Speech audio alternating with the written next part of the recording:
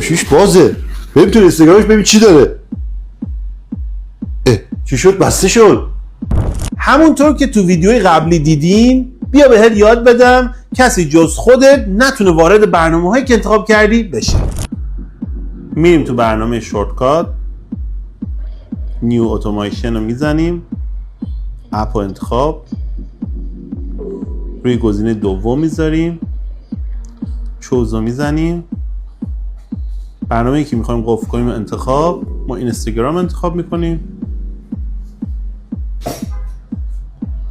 داون، نکست رو میزنیم، در قسمت سرچ لاک رو سرچ میکنیم.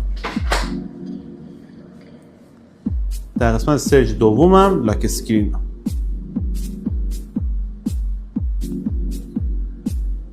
دونو میزنیم، میایم بیرون، میریم روی اینستاگرام و به همین رسونی بسته شد.